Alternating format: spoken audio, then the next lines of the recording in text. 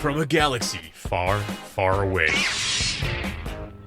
And a bookshelf straight out of the 90s. From Thrawn to Dantooine And everything in between. This is Legends Look Back.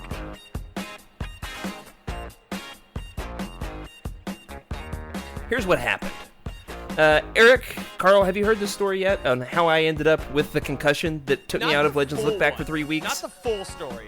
Yeah, not the details, man. Here's the thing. Can we not talk about juicy bits on my podcast, please? We were... I was excited, expecting that, the fact we were going to get 4 or 5 inches of snow 3 or 4 weeks ago, and it was a Tuesday. I have a pass to the local mountain where I've been snowboarding, and knock on wood, had gotten 0 injuries. I, who am very accident-prone. On this particular Tuesday evening, I was in my grad school class over Zoom in my office, and I just watched the snow start coming down. Had my snowboard in the car, knew I was going to go straight to the mountain afterward, told my wife, don't expect me home for dinner, because I'm going to the mountain to snowboard in a snowstorm for the first time ever, while it's actively snowing. Almost knocked the book off my shelf, don't want that. Long story short, well, I'm going to keep going with the story for at least 2 or 3 more minutes, let's be honest. Found myself driving out to the mountain in the middle of the snowstorm, and it was terrible. Like, plows had not been out yet. It was really, really coming down quickly. It was a harrowing drive. And my dad called me. Not supposed to answer the phone in the car in Massachusetts. I did anyway. Put it on speaker. All right, so it was hands-free at that point. My dad told me I was going out to snowboard in a snowstorm, and he said to me, and I quote, "Go home, son." I felt that in my bones. And I did not obey my dad. I'm 29 years old. I'm almost 30. I'm an adult. And I, on my second run down the mountain, was going past the big terrain park. The previous week, I had practiced in the small terrain park for the first time ever, and had great success, had only fallen some, didn't actually get hurt. Felt like I had watched YouTube videos all weekend, was really building up to what was going to be a glorious, I was going to be, as Freddie likes to say, I was going to be like Johnny Tsunami in no time. And I scoped out my run before I started. I'm watching the snow come down under the lights, and it was just magical. I mean, it's like very cinematic. And I take off toward what's called the Rainbow Box. It's like an 8-foot hump. Can you see this on Twitch? If you're listening on audio, just imagine like an 8-foot, ramp. I mean, and I go can all the see way it up to based on your description. If audio listeners, you're really missing out on it's an impeccable representation. Yeah, absolutely, like a humpback whale. And I got right up to the top of it, and fell onto my face, onto my freaking face. And I don't mean hit my head. I mean I fell on my face. Even with the helmet on, somehow managed to just smack. Turns out helmets cover from here, right, forehead, to the back of the cranium. Helmets are, at least snowboard helmets, notoriously bad at covering a good quarter of the human head, and that is the nose to chin area. Anyway, instantly got a bloody nose. Dude came over to me who was working the terrain park, and he was like, "Are you okay?" And I was like, "Yeah, just got the wind knocked out of me. I'll be fine." I was not fine, and could not get up, could not get out of the way. And he was like, "All right, I'm cold. I'm going to go get a jacket." He walked over. I was like, "Okay, I just need to catch my breath, and I'll be up in no time." He walks away. And then I start seeing spots, realize I'm about to pass out. I've been in this situation before, not from snowboarding, but hey, I'm very accident-prone, played football in the South growing up. I know what it's like to get knocked out. I'm starting to see spots, and so I waved to him like a madman to come, because I've learned, don't pass out alone. Like, you want somebody else to know that you are out. And so he comes over to me, and the last thing I remember before I passed out was this. I said to him, "Hey, just letting you know, I'm about to pass out, but..." And then I came to with him standing over me, and his exact quote to me was this: "I'm going to have to call ski patrol, right?" They strapped me on the gurney, skied me down to the bottom of the mountain, checked me out, all of that. After I passed out once or twice, could have been a second time, I'm not sure. Anyway, it basically has taken 3 weeks for me to get back to normal, which is not nearly... It's a whole lot longer than it used to be when I was 15 years old. Carl, you said you've also had to ride the sled of shame before? Oh, yep. I wiped out and rang my bell good, but mine was right in front of the ski patrol, so they were on me before I got up. Wow. And Yeah, I wasn't able to talk myself out of the sled ride down, and the mountain I was at, the rule was if you get a sled ride down, then they call the ambulance. Yeah. So I ended up getting an ambulance ride down the mountain. I was very worried about that. I did not want the $1,000 ambulance bill. They didn't charge me a penny, other than the $300 I already paid for my season pass. Were you on a They European didn't charge me a mountain? penny What is this? for Massachusetts. It is a Commonwealth after all. There it is. Sometimes a good thing, sometimes it's... Anyway, somebody in YouTube comments told us not to talk about politics. We won't do that. But that's the story. You asked for it. You've heard it now. That's the story. I have yet to go back to the mountain. I have tried, and my wife has stopped me. Multiple occasions. So I'm hoping to get back out tomorrow. We've got another snowstorm. We'll see. She hasn't watched the show, so she doesn't know that I'm planning to go tomorrow. So we'll see. Regardless, you know what else is crazy? A little bit less crazy. A little bit less likely to give you a concussion or a brain injury, and that is Legends Look Back. So without further ado, let's start the show.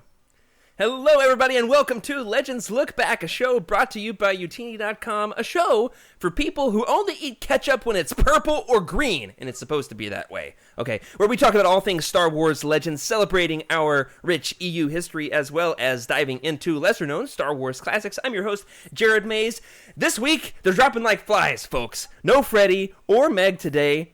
Freddy was teched into a battle droid of his choosing, and Meg is trying to turn her basement into a Dianoga den. But I'm joined by the replacements themselves, none other than Carl and Eric. How are you guys? Oh, Good, Jared. I should have gone one by one. it's Let's try that good. again. We're I'm joined by Carl. That's your cue. Yeah, there we go. Okay, and Eric Eilerson, host of The Living Force. Welcome.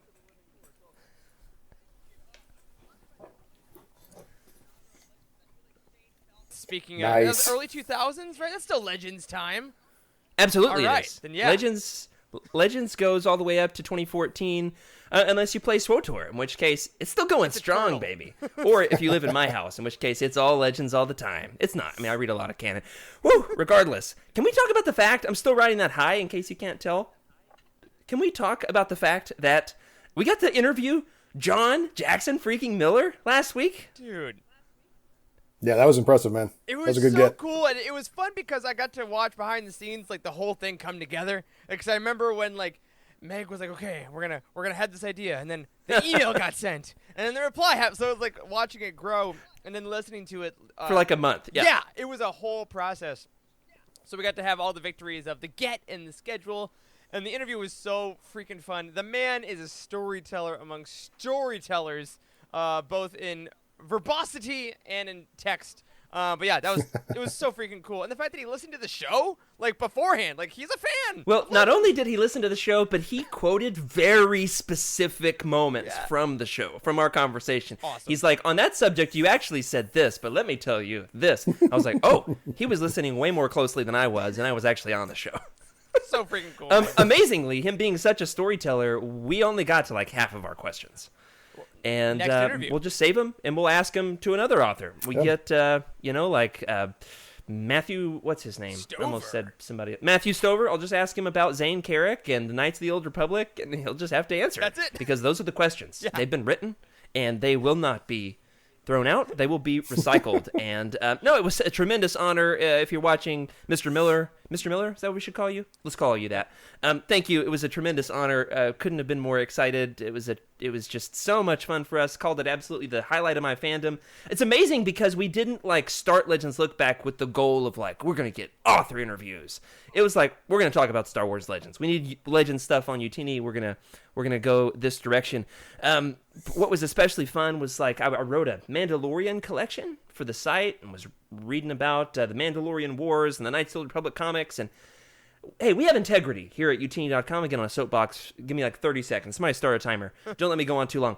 We have integrity. We don't just write about stuff that we don't know about. All right? If we're going to write a guide about Mandalorians and we're recommending books featuring Mandalorians, we're going to have read those books. We're not just going to read off Wikipedia, off the Wook, all right? We're going to actually have read these things. If not at the moment that we read them, shortly thereafter. We want to make sure that we're accurate with our information.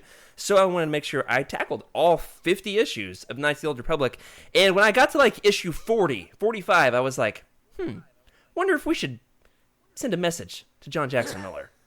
I wonder if it's possible. and it was possible, and it happened. And what's my time? 30 seconds? Right, Did I just make about it? 27. Look at you. Whew. Anyway, still riding that wave. If you haven't listened to that episode yet, if you're somebody that watches on YouTube or on Twitch, hey, it was not live on YouTube or on Twitch, so make sure you go and dig that up. We are on all of your favorite podcatchers of choice, even on Spotify. I didn't know that, but we are. We're on Spotify if you want to listen to us there. It's a lot of fun. That's how the teens from church listen to us. Oh, on They only Spotify. listen to podcasts on Spotify. That's the thing these days. The we gotta youths. get that Utini TikTok going. I tell you what, like that's Oh our my next gosh! level. Don't even get me started. Hey, we'll do like a Daniel Jose Older only on interview only on TikTok. Like I ask a question on TikTok, he answers on Stitching TikTok. over and over and over again. His TikTok's great. Well, the next segment that we have here at the start of the show, to our replacement guest, going to walk you through everything that's happening here. Even though you can read the show notes just as well as I can. One of the fun things that we've been doing recently on Legends Look Back is we talk about recent acquisitions, recent pickups, books, fun Star Warsy things that we have recently acquired. Because if there's one thing to be said about Meg, Freddie, and I, we're hoarders. I mean, collectors. We're collectors. Carl, Eric, do you have any new Star Wars items you want to show off on the show this week? Please say something so I can grab my items. Yes, I'll begin because mine are actually to my side here. They'll come up later in this show, but mine come with a story. So, my partner Charlie, host of the Ghost Crew with me, knows a lot of stuff about Disney shoppers. There's like personal people that go out to the Disney stores and they'll like buy things in the parks for those of us that can't travel, right? So one of these shoppers said, "Hey, I heard that the Temple Guard and the Asajj Ventress Galaxy's Edge lightsabers are going to be discontinued. They're like pulling them from Oh, Doc Ock. lightsabers, you say? The Lightsabers? I know. So she was like, "Hey, do you want those?" And I was like, "Yeah, I guess so. I guess I do." So we PayPal'd the guy the money. He walked over to Doc's and he picked him up. So now next to me, as I'll show later on the show, I this week got my Temple Guard and only one Asajj Ventress saber that you can get the two and like connect them, but I'm not made of money. Come on. So yeah, my two new lightsabers. That's my newest acquisitions, and I think it's perfect that it happened this week for this show. And I've got serious envy because I don't own any like really nice collectible lightsabers. It is not. And I went to would Galaxy's start doing, Edge, 'cause it, and I stood in line. I looked at the case in Doc Ondar's. Little did I know we'd be under a global pandemic, and I wouldn't be able to get back to Galaxy's Edge anytime soon. Even though I had plans to be back in May of this past year. Same. I stood there looking at them in the case thinking there's no way I can travel with these home, and I don't want to run out of money in Florida and not be able to get home. You know what? You're not wrong. And no, I don't own any of them. It's all right. I've got other lightsabers we're going to show off this week. They're just not as fancy as yours. How about you, Carl? Any recent acquisitions? I think probably the most recent is the Celebration store order I got. If you remember, that went up in sale, I think like end of October last year. And I thought it was going to be really good holiday shopping for my better half. Because pro tip, marry yourself a Star Wars fan and your shopping gets a lot easier. But as it turns out, a lot of the stuff wasn't ready for Christmas. So it showed up late January, early February. And so it turns out that she got a Valentine's Day present. So that was nice. But what I had forgotten is how much extra stuff I'd ordered for myself. So ironically enough, I have more T-shirts now from a celebration that didn't happen than I do from the celebration that I went to last year. Oh, man. Or the year before. I love that. great. Yeah, I have actually already set aside a good envelope of cash. At least I think I set it aside. I don't know where it is anymore. That is intentionally set aside for celebration tickets. Whenever I get a chance to buy them, can't spend cash on celebration tickets though. I've got a huge flaw in my plan. Actually, there's multiple flaws because I don't know where the money is. Anyway, I hope one day to be there with you, Carl, at a celebration of some sort. I will probably still be wearing a mask though because psychological damage. Am I right? Yeah. I did, however, get my first shot today, and I'm very, very proud of that. I sat in the wrong waiting room for excellent. 45 minutes, but they still gave me a shot. Here we are. Nice. Yeah, thank you to all of our medical professionals who have helped the world go round. I will show off what I've got here, however. These were a couple of fun acquisitions. These were unintentional. Whoa. I've got two of the Dark Forces. These are not, in my opinion, graphic novels as much as they are illustrated novels. I absolutely love, as if you've heard me talk about this before, love the Dark Forces story of Kyle Katarn. especially as it's encapsulated in the audio dramas. There's actually a 3-part audio drama. They're very hard to come by. You can't get them on Audible anymore. They used to be on Audible. They're not anymore. What's happening? I don't know, but I found these, and they're awesome. They've got these full-page illustrations. I just so happened to open up to one of the better ones because there's some crazy illustrations in these things. Look at this. There's a Trandoshan swinging like a pipe at somebody. Anyway, by William C. Dietz, I've got Dark Forces Rebel Agent and Dark Forces Soldier for the Empire. I do not, however, have the 3rd volume, Dark Forces Jedi Knight, because, well, it goes for over $100. Well, Jared, I think I know what happened to your envelope of cash, man. I think I think that's how you got those right there. These were dirt cheap at my local comic book store. Really? I've been going every Wednesday, recently masked and all that.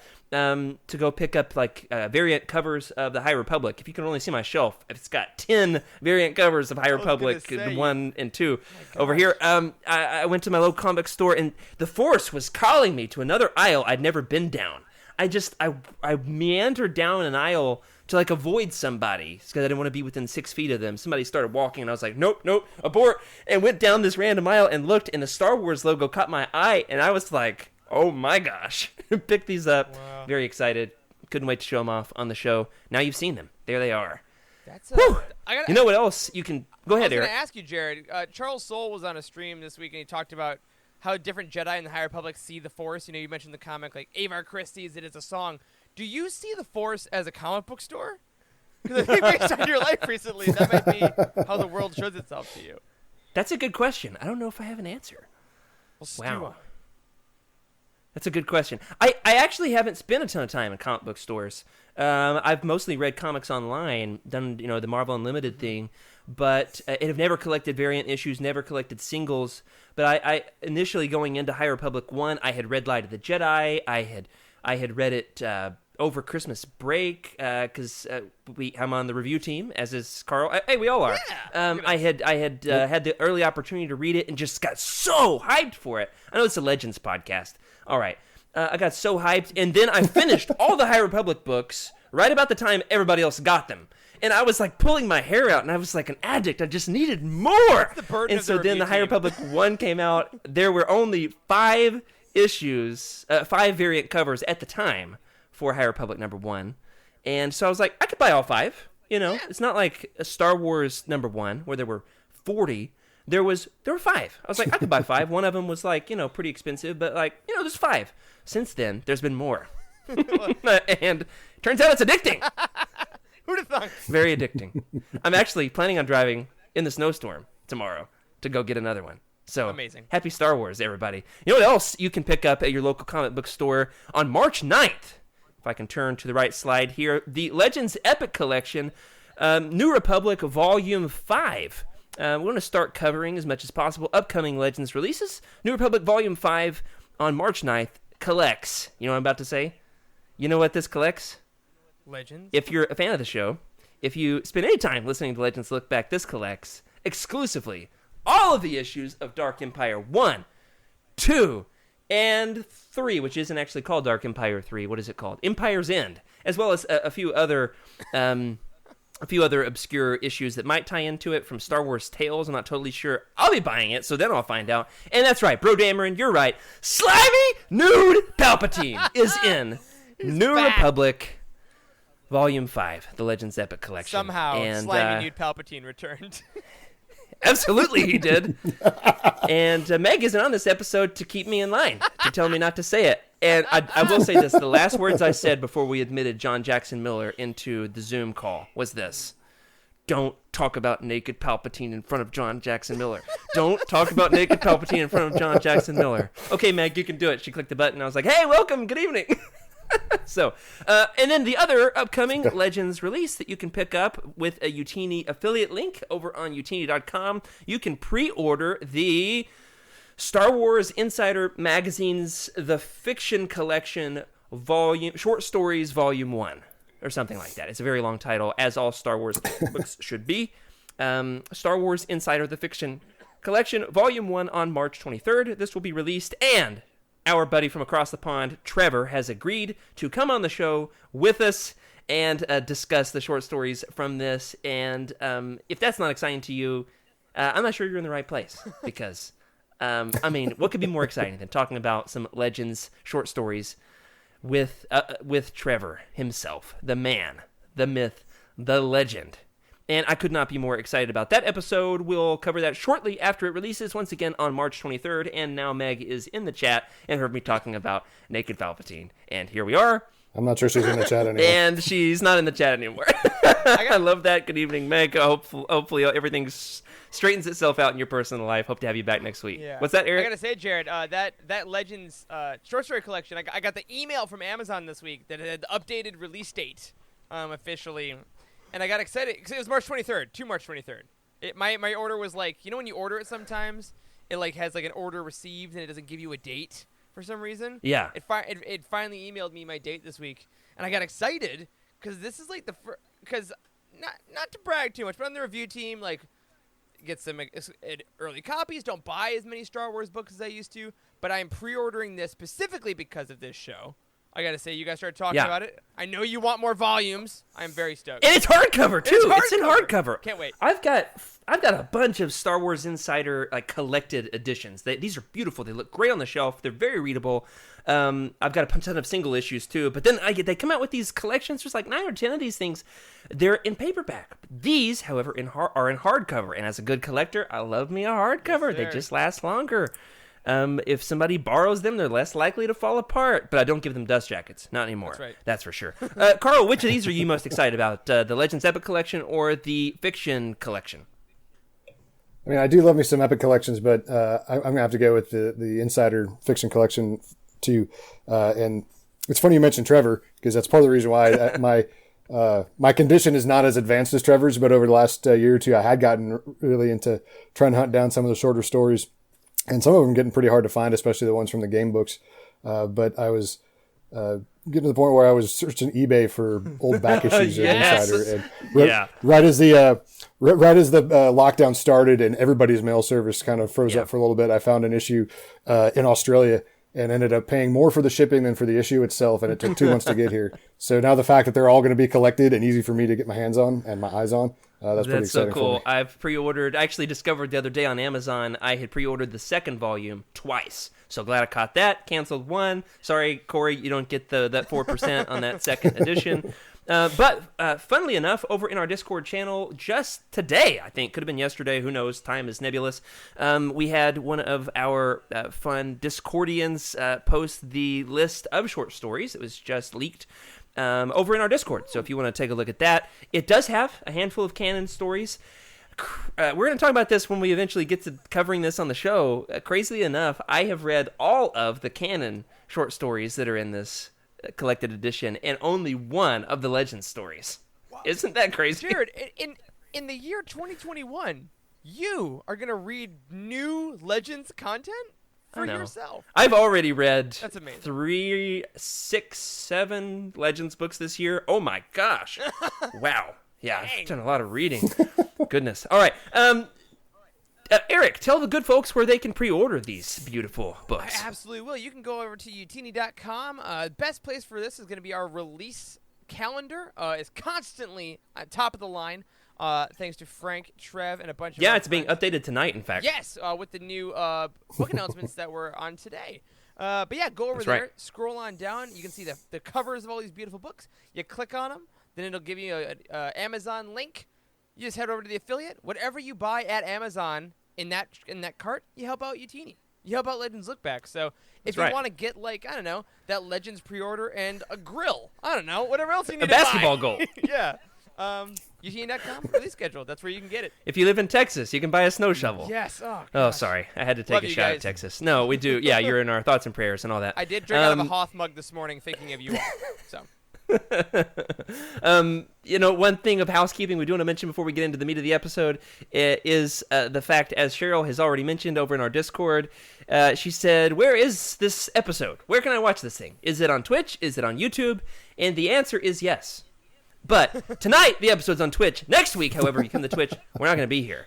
I mean, I probably will, just to tell you to get out of here and go over to YouTube Live, where February 25th, we are going to be hosting Legends Look Back every Thursday night from now on. for the foreseeable future, that is, over on YouTube. The saddest part about that is I'm going to lose my little green sword. I like my little green sword over here in the chat that says I'm a moderator, so maybe I'll just buy myself like a Nerf sword at Walmart or something like that to make up for it. Eric, I see in the background behind you here. Yes. We get started in the episode proper. You've got a book. Would you mind showing off what you've got behind you there? I would love to. This is one of the sleekest, most gorgeous reference books in recent history. Yeah, this is the Lightsaber collection. I believe it's from our friends over at Insight Editions. This is one I covered on the Living Force a while back when it came out. This beauty is just... I didn't mean to open this to one of the most iconic lightsabers ever, Sleek. but so I did. So sleek. This is just... That saber's in Legends way more than it's in canon. We'll say that You're much. right. Every lightsaber you can imagine, in canon at least, and again, some that do appear in Legends. It's got the full mock-up of the saber with the saber wielder and a bio of them and their saber, and it's just every era you can imagine, and it's just a beautiful, beautiful book, and honestly, a lot more Easter eggs than I ever imagined would be in a reference book like this. Yeah, every page has an incredible description of the lightsaber. I didn't know they could come up with as many adjectives to describe lightsabers as they could. Yeah. And in fact, it was in my reading of this book that inspired tonight's episode. On the one hand, appreciation for it, love for it. I've got my copy sitting over here on the shelf as well. It was some good reading, not just, looking at the pictures. However, my kids liked looking at the pictures with me. I had to keep them from getting their fingerprints on it because these black pages smudge. That's right. I'll say this. I'm afraid to read it without gloves. You own one too, Carl? I do, and I'm afraid to read it without gloves because of the shiny black pages. I feel like I need to get latex gloves mine's or all something. smudged at this point, but it's going to go on the shelf for the rest of time at this point. Because I only reread Legends books. No, my biggest gripe with this thing, and as gorgeous and as wonderful it is there are no explicitly Legends sabers. Now, as Eric mentioned, there are lightsabers that are in Legends, such as Luke's saber, which we just looked at there, the green saber, but there are no explicitly Legends sabers. So I pulled up the computer and started writing an episode of Legends Look Back. We, tonight, are going to talk about everything you could possibly want to know about Legends lightsaber lore, and boy is there a lot of it. Yes. And I'm so excited to get to school. You, Eric, in particular, is it fair to say that you've read more canon books than Legends? It absolutely is. I think and I will say though, it was a Legends lightsaber that influenced my love of lightsabers for the first time more than a canon one. What does that mean? I fell in love with the idea of lightsabers purely because of Tenel Ka's Rancor Tooth. That was like the coolest thing. When I was a kid, I read Young Jedi Knights, and then I didn't read Star Wars books for 10 years. But wow. Yeah, it was... Got it queued up. That right there... I had to cut off her head because I couldn't crop the image right. I don't have Meg. No. It's difficult. It is. That is the exact lightsaber, though, that when they announced at Galaxy's Edge that you could build a Rancor Tooth lightsaber, that I thought of, that is in my heart forever. I do know more about crystal lore in the canon, so I'm excited to learn more about that. Okay, cool. We'll talk about that some. But that saber started it all. I gotta give props to our girl Tenel Ka.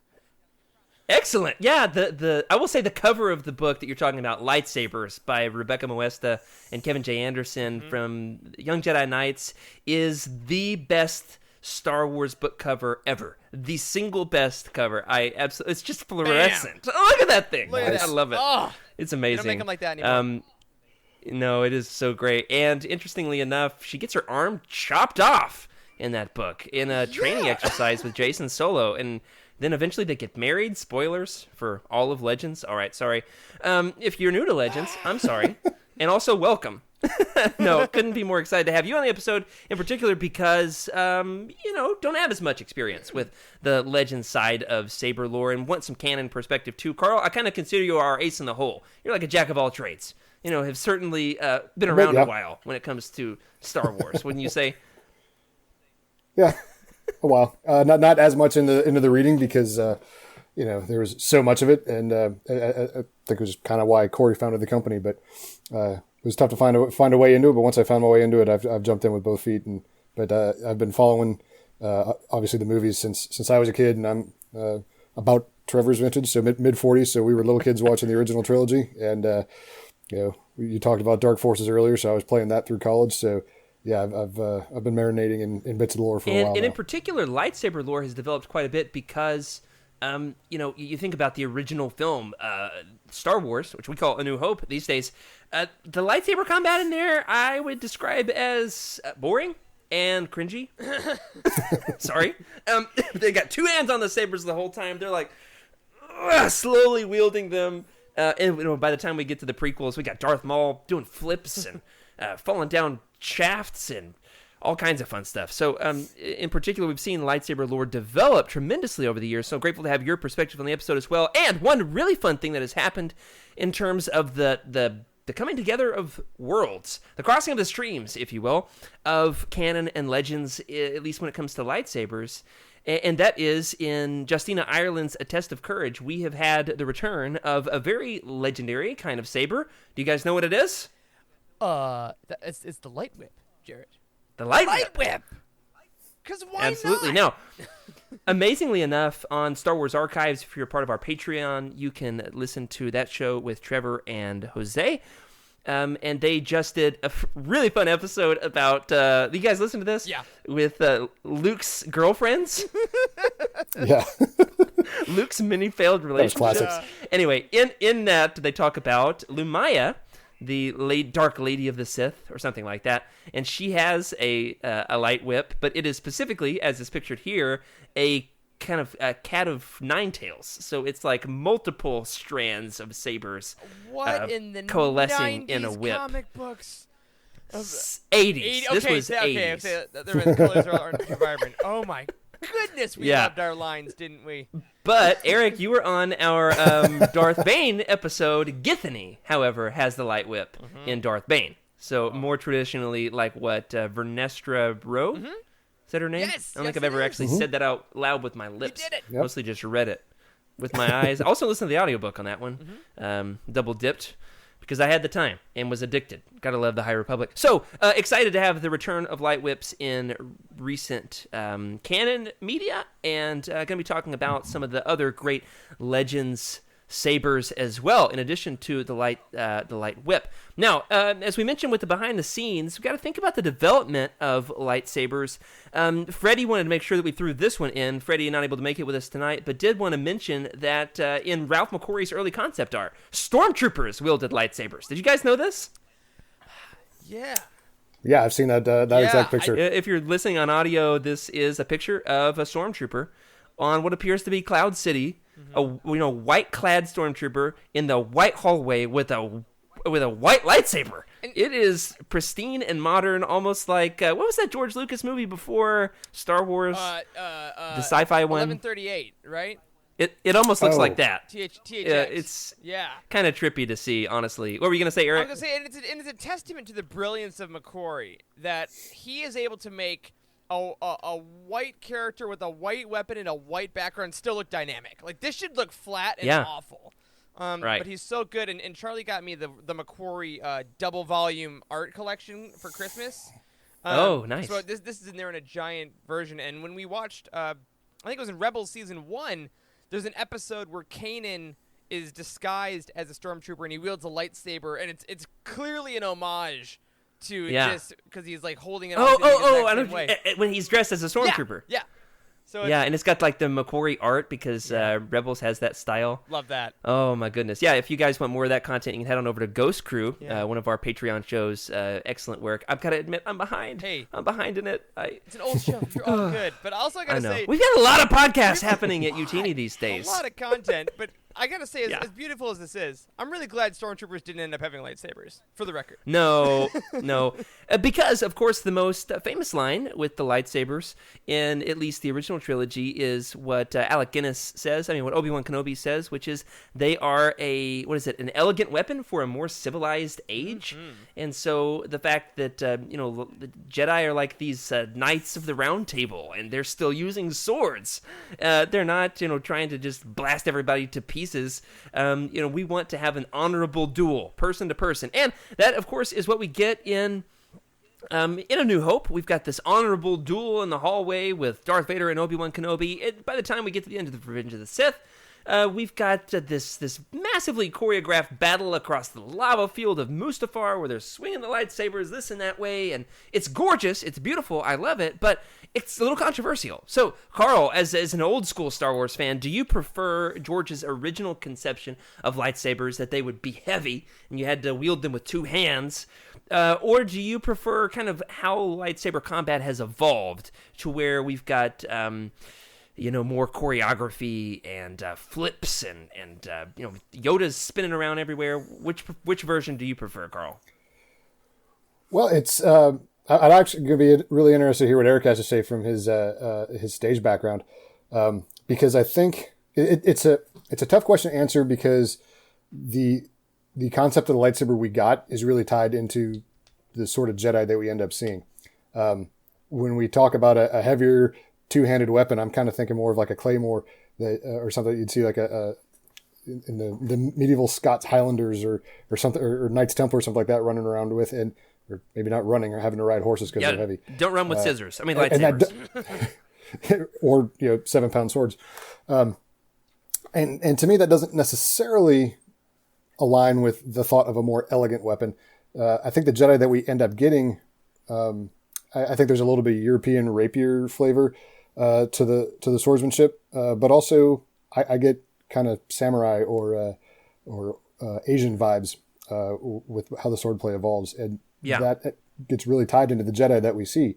So it's really tough to then come up with an alternate vision. And when I was, as I'm thinking about it, I almost think of how would Count Dooku, old Christopher Lee, have fought if the sword is that heavy or the weapon's that heavy? And my mind immediately goes to the knight in. If we can cross franchises very briefly. Nope. Okay, The Last Carl. Crusade, where he stands up and he falls over. Which one? The knight guarding the chalices there, where he stands up to try to fight off Indy, and he picks up the sword and falls over as long backwards. as it's not Star Trek. John Jackson Miller talking about Star Trek on my Star Wars podcast. So That was funny, rough. by the way. Killed me.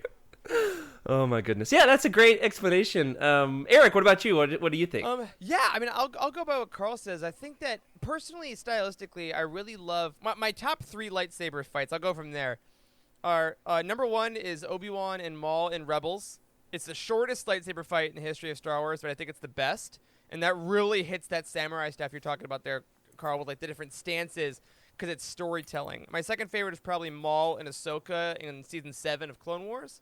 Again, it's fast, but it's also has way more story behind it, and there's way more intensity in that animation. Love the way they style. choreographed that with the mocap. actual actors. Yeah, the mocap. Was just genius. And then the third is probably the throne room with Rey and Kylo against all the Praetorian guards. Because, again, I think that in those weapons, like the way Kylo fights is that heavier, kind of like more brutish style. But I think it fits his character. So ultimately, I think all the lightsaber fights have value. And you're going to like what you like based on your style of movie. But as long as there's storytelling behind the wielding of the weapon, I think it totally works. Those 3 being the best, in my opinion. Yeah, and I will say that is one of the problems I think that does happen from time to time in Legends in particular, is I think sometimes the Legends authors got more focused on trying to depict a cinematic lightsaber battle than focusing on the meat of the story of why these characters are fighting. Not to say that all authors did this at all, but was certainly a temptation, because how do you match what we see on screen? Because lightsaber battles are they're very cinematic. It's hard to depict them in a book in particular. Some authors excel at this better than others. Particularly love the battle between Luke and Mara and Luuk and Sabayoth in The Last Command. Yep. It's an absolutely excellent one. One of my other favorite Legends lightsaber battles is on top of a moving spaceship between Leia and Alima Rar, a Twi'lek dark Jedi, in the Dark Nest trilogy, which, let's be honest, some of the worst Star Wars books, but it is absolutely one of the best lightsaber battles ever. Well, did you know, Eric, did you even know that Leia has a lightsaber battle on top of a moving spaceship against a one-armed Twi'lek dark Jedi? Did not have a clue. Did not have a clue. But that's the fun thing, too, is you can have so many versions of it, right? And I think you're totally right about that cinematic feel. Because, I mean, I think I'll go have a Skooma Joe in the chat mentions how the battles in the original trilogy have a tremendous amount of emotional impact. And I think that's true, because bad choreography but amazing moment is Return of the Jedi for me, when Luke is just bashing away at Vader as he holds up the saber with one hand. Like, it's just the same strike over and over and over. But Mark Hamill's performance of just losing it, like letting go. And he's all sweaty. Yeah. Like, that's the story. And like, the fight is, and I think if you're writing that in a book, like a lesser author is going to be like, and he struck him on the head, again and repeatedly. Like, it's not good fun, but it's Yeah. inside Luke's head is where it gets interesting. But no, I need to read Absolutely. that. Well, do I need to read that now, Jared? Probably not. I just need to know that, right? For Dark What, Nest? the Dark Nest trilogy? Yeah, do I I need to mean, read that? okay, so if you're doing your new Jedi Order read I'm through, trying. which you're doing, I am. it will be 5 years from now that you get to the Dark Nest trilogy, and then they are pretty essential in order to move on to Legacy of the Force. It's tough because I got, you know what We'll I put it bought? that way. I bought the Essential Reader's Companion that Pablo Hidalgo wrote with all the Legends yeah, books I love in that there. book. Love it. Mine's falling apart, sadly. I have thought, because I really want to read some of the other ones, I'm like, do I just read the synopses? But no, I gotta put in the time. I gotta learn. I gotta read the books. If not, we're going to have to cover them on Legends Look Back sooner or later. So we'll give you the inspiration that you're going to need to read along with us and something like that. But let's talk about some of the more iconic Legends lightsabers, the way that lightsabers have variations in Legends. We've got a handful of very iconic lightsabers as they come up across the Star Wars universe. First and foremost would be the proto-sabers. These are especially depicted in Dawn of the Jedi. The Dawn of the Jedi comics were just recently published in the Legends Epic Collection. What is it called? Is it the Old Republic Volume 1? No, Tales of the Jedi Volume 1. This is the joke, that the Tales of the Jedi Epic Collection doesn't actually have any of the Tales of the Jedi comics. Yet. Amazing. That's the joke. Right, so we actually talked about that with John Jackson Miller, which he enjoyed. So the Proto-Sabers, these are basically, the idea is they needed a better power supply. And how do you power something like a lightsaber? In fact, Mythbusters, I think, did an episode on this, or one of the guys from Mythbusters, they tried to make a lightsaber, and their problem was the power. How do you generate enough electricity? And so, in particular, they have backpacks, because if you can't put Yoda in your backpack, put a lightsaber battery in your backpack. Right. Am I right? Absolutely. So we're saying that a lightsaber takes more than a couple D-cell batteries. I mean, my R2-D2 over here, the Sights and Sound R2-D2, under my armpit. Where is he? He's over here somewhere. He takes 4 Ds, 3 Cs, 4 double A's, and 2 triple A's. He's just crossing all of the battery territory at this one thing, and then they'll still die after a couple of weeks. Yeah, these are pretty amazing. So he's a boombox Yes. on wheels. This is one of the things that I think is interesting in the High Republic, that we're seeing the evolution of lightsabers, even in that series, where we've got kind of these cross-guard lightsabers that are a little bit more ancient. Dawn of the Jedi, set 10,000 years before the original films, shows us what some primitive lightsabers look like, and not even all the heroes have lightsabers. That's how early on in all of this we are. Next, we've talked about the light whip and how this is wielded by Lumaya in the Marvel comics, the old school Marvel comics, and then also by Githany in the Bane books, Vernestra Rowe in what's her book? Test of A Courage. Test of Courage. Test of courage. I'm going to go ahead and run down through a handful of these really iconic alternate types of lightsabers, and I want you two to pick which one you would choose to battle the other. Okay, you can't pick the same one. Which one is your favorite? So we got Proto-Sabers, light whips. We've got Exar Kun's lightsaber, the first double-bladed lightsaber, canonically in Star Wars, both chronologically and in terms of publishing order. Exar Kun in the Tales of the Jedi comics from the early 90s has this double-bladed blue lightsaber, which, interestingly enough, we didn't get time to talk to John Jackson Miller about this. He has a character. Jeriel actually discovers Exar Kun's lightsaber and wields it in some of those latter issues of Knights of the Old Republic. Eric, Carl, did you guys know that before Darth Maul, the double-bladed lightsaber was actually invented first in Legends comics? What a spoiler. Come on. I wasn't clear on the publication date. So, the Phantom Menace came out in 99. Yeah. So George I liked guess it Exar from Kun these would have been out comics. I mean, before he was then. keeping up with what was being published. He didn't like all of it, but he was keeping up, and he liked it, so he borrowed it. He took it, ripped it off. Wow. Um, Well, you know what? Now that I yeah, know it's amazing. that, it will retroactively ruin my childhood and make that less special. So, thank you. You should make a documentary about it. That's awesome. Amazingly, this saber is cool not just because it's a double-bladed lightsaber, but because there's a lot of lore behind it. As I mentioned, it's reincorporated into the Knights of the Old Republic series. It's in something else as well. Oh, it's in KOTOR. Revan, or maybe it's Mitra Surik, the Exile one of the characters discovers Exar Kun's lightsaber in the games. I think it's also in SWTOR as well. It's a pretty legendary saber, pun intended. Okay, what else? Darksaber. I don't have a picture of this. Just for Meg. The Darksaber, technically, to a certain degree, is Legends. Are you seeing how I'm getting here, Carl? You're not Okay, wrong. so Clone Wars was Legends before Legends became Legends, and then obviously there's more lore developed with the Darksaber now with Rebels and then the Mandalorian. But hey, Legends had it first, so I'll claim it.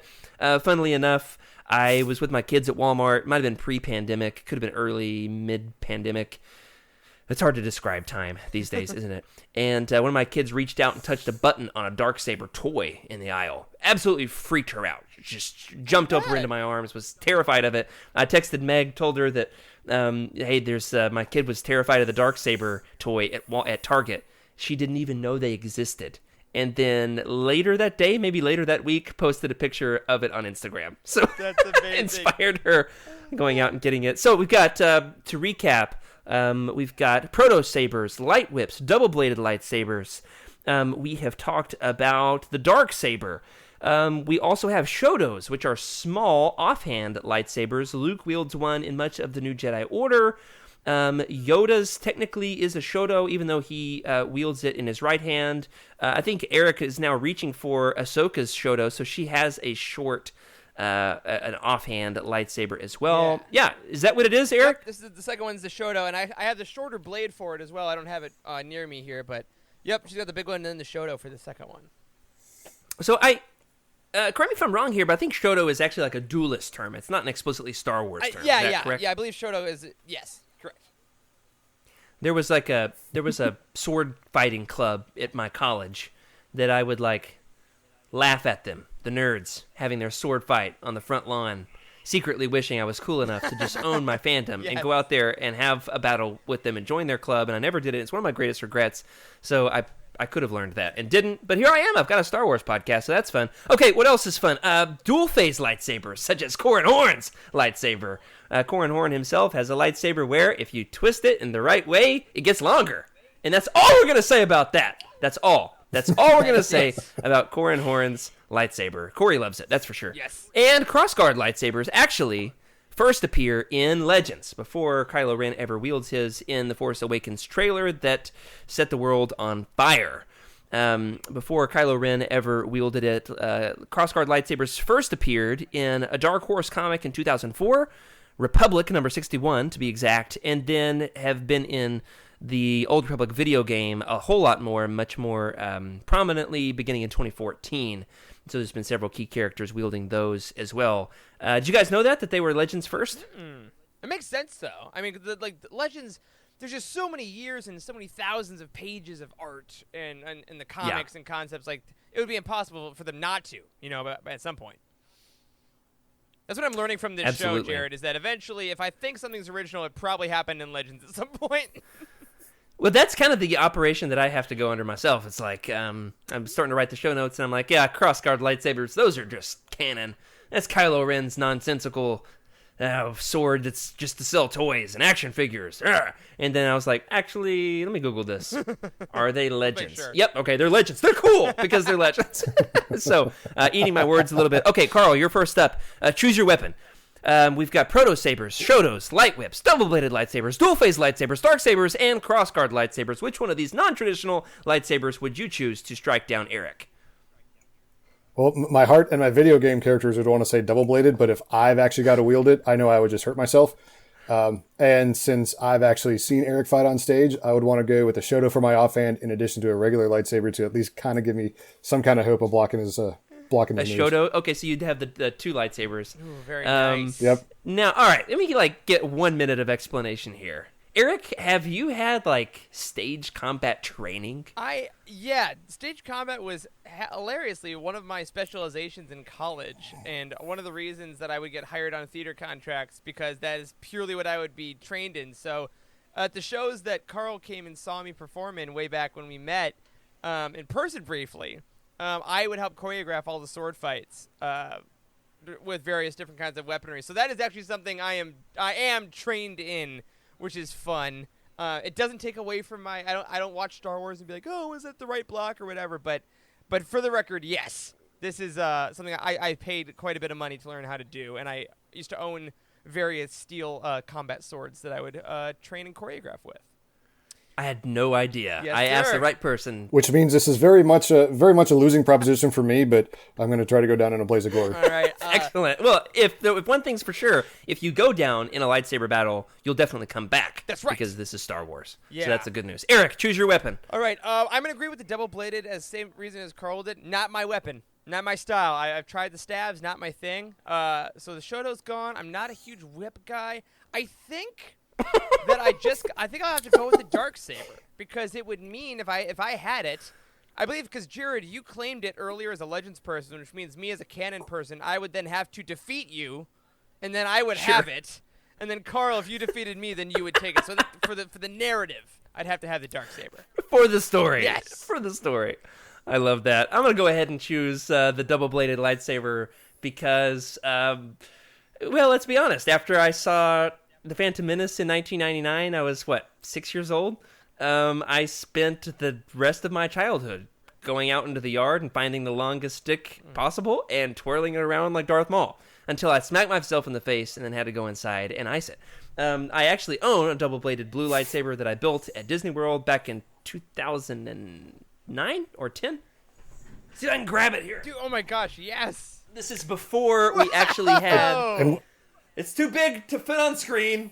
Before we actually had like the whole Savi's workshop and these super nice $100 lightsabers, this sucker cost me like $20. It's plastic, but each piece comes apart, and you got to choose your pieces, and it's not. It's very mismatched. I can't even maneuver it around my microphone here. It's very mismatched. My friends and I, we were on a choir trip at Disney World. 10 of us all went into the Tatooine traders and built our own lightsabers, and then there was a whole battle with Tigger. I kid you not. It's a whole thing. Wow. I'll share that story one day, either on the podcast or in the assembly, but we're going long tonight, so it's getting cut. That's all you're going to get. So, double-bladed lightsaber, who would win in the fight? Everybody let us know in the comments in Twitch or in the Discord or on YouTube. Who would win in the fight between me, Carl, and Eric? It's Eric, but come on. Somebody pick me or Carl, please. Okay, Eric, you said you're interested in crystal lore. Yes. Crystal lore. Why is that? In particular, what's interesting with Legends crystal lore is if you listened to our Splinter of the Mind's Eye episode back in the day with Heather, you might know that in the original sequel to Star Wars, we had Kyber crystals, spelled Kaiburr, Kaiburr, and they were different. They had special powers. I don't even remember what the powers were. They made a person more powerful with the Force. Yeah. And then that title, of course, is repurposed and recycled. checks out. Yeah, that's how it works, right? It's like a totem, and Vader was going to use it and become super OP, so they had to destroy it or something like that. It was amazing. What a great book. Everybody should read it. 10 out of 10. Eric, why are you interested in Legends crystal lore? Kyber crystals have always just fascinated me because because so much was unknown about them for so long, and I, as a kid, did have the thought of like, okay, that's green, that's blue, and that's red, but why? Like, what makes it that way? And when I played KOTOR for the first time, I liked the you get your class, and then that chooses your color. I'm like, oh, so that's the reasoning. Sure. And then as I got Eric, do you remember off the top of your head the crystal? I've got them in the show notes, so don't cheat. Do you remember the three colors of Jedi lightsabers in KOTOR and what their corresponding class is? Because I definitely had to Google that before this episode. See, green is the Jedi Counselor, and that's more wisdom-based. Yellow is the Jedi Sentinel. You got it. Which is Yep. what I always was. Because yellow saber is my favorite. And then blue was the Jedi Spider-Man. This is the easiest one. Guardian. Guardian. Yeah. Okay, That's what I always was. It's the hack and slash guy. Yeah. You get your double-bladed blue lightsaber, you walk into the middle of the room, and you just start fighting. That's it. Like this, That's all you do. Yeah. That's how I play KOTOR. Although I gotta say, up until I probably went to college, green was my favorite just because of Luke's, which is this guy Sure. here. Oh, yeah? You got it? You got it over there? I do. The Return of the Jedi saber. That was my favorite. So the green saber, and then they're like Galaxy's Edge. You can make these, and I'm like, ooh, I'm gonna do purple because that's what I'm feeling. And now, in the 2 years since, it's different every day because I can't get yellow yet. So I am plagued by that. But to answer your first question, They don't have a yellow? not yet. I don't think so. At least in Oh, man. hobbies. But I just love the lore behind it. I love Ahsoka cleansing the crystals to make them white. I love Ben bleeding the crystal to make it red. Like just how Yeah. you manipulate these living things that sing to their users, and that's the sword. I mean, it's just cool. I love it. That some of that lightsaber lore that you're describing in terms of bleeding the crystals or purifying them, that's definitely a recent canon interpretation. However, some of that was already starting to be developed toward the latter years of Legends. We find, I'm recently reading the Coruscant Nights trilogy, just finished that, and there's a lot in there in terms of Jax Pavan, the main character, something happens with his lightsaber, it's destroyed, and he's got to build a new one. But like Jedi are illegal, and he's on Coruscant, so he's like in the underworld of Coruscant trying to find the supplies to build this lightsaber. But then he's got to have a crystal that calls out to him, and I won't spoil how he ends up getting it because it's a super super cool story. And Aura Singh is involved. Captain Typho is there. I mean, it's so Legendsy in the best way I possible. remember now. You put this in was it in Slack or was it on Twitter? Where you said you read Somewhere. there's a fight I have no scene idea. between Aura Singh and Captain Typho, and I'm like, what in the world? Did not expect that. Knew nothing about that book going in, cool. and then Captain Typho showed up, and I was like, "Oh, he's here. He's in the book. Awesome!" Yeah. So very cool, very cool. Now, Carl, as an old school Star Wars fan, what's your opinion on red as a lightsaber color, specifically for a Jedi? Are you automatically evil if you use a red saber? Because in Legends, especially early on, it wasn't established that having a red lightsaber made you evil, because there was only one red lightsaber. Darth Vader happened to have it. It wasn't necessarily an evil choice. It might have just been his favorite color. Like, it doesn't necessarily mean red is evil, right? What's your take on this, Carl? I think for the longest time I thought red was evil. I didn't learn of any other ones, and I still think there's maybe only a couple. And then there's some where it kind of depends on how it's portrayed. You know, how the colorist on the comic does it, or what have you. Because there's a couple where if you go look it up, the book would say it's bronze. But you go look at the picture on the cover of a book or in a comic and go, I don't know, man, it looks pretty red to me. Yeah, you're talking about Lobaka? You're talking about Lobaka, aren't you? Yeah, I think so. Chewie's Jedi nephew. Bronze. Yeah, the cover of a couple of books, he's got a red lightsaber, but then in the books they describe it as bronze. Some of the books describe it as crimson. So it's like not red, it's crimson. That makes it different.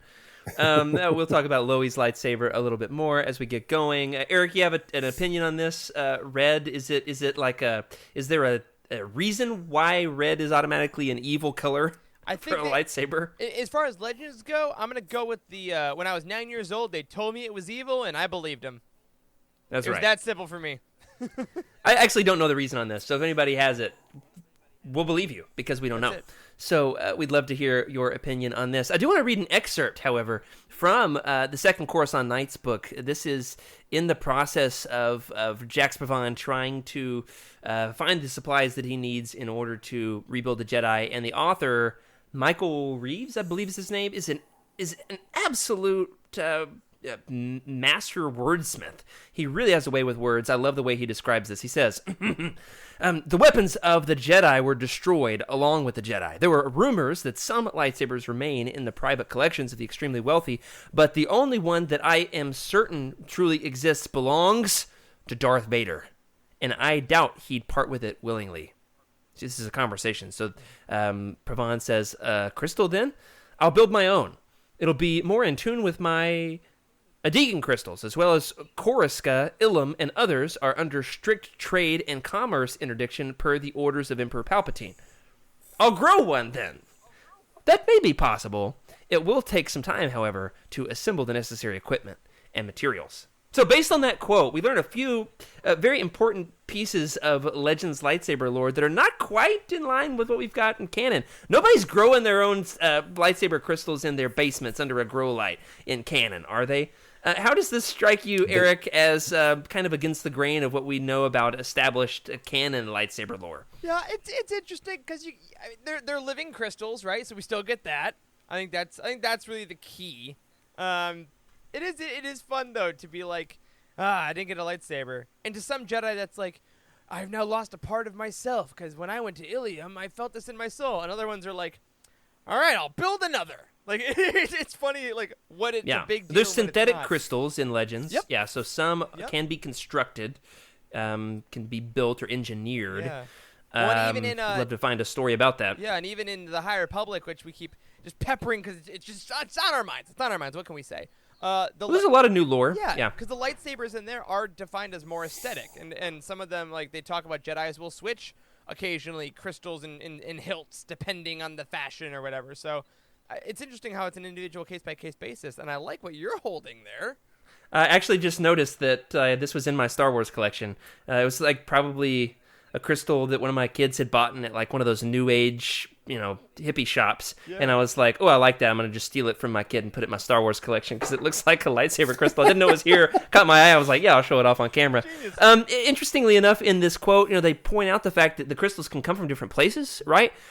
So in KOTOR, you can find them in the caves on Dantooine. You can also make them from like the pearl of a crate dragon. That can serve as a right. lightsaber crystal if, I forgot if about you that. use it Yeah. just right. Have you played those, Carl? Yeah, but I'd forgotten about the how you could use the. I remember the pearl from the Krayt Dragon and the Easter egg in the Mandalorian, but I didn't remember that you could use it to make a lightsaber. What I want is to try to get one of those mudhorn eggs and fashion that into a lightsaber. Turn that into your crystal. So in Legends, you can stick a number of things in your lightsaber. Keep it clean.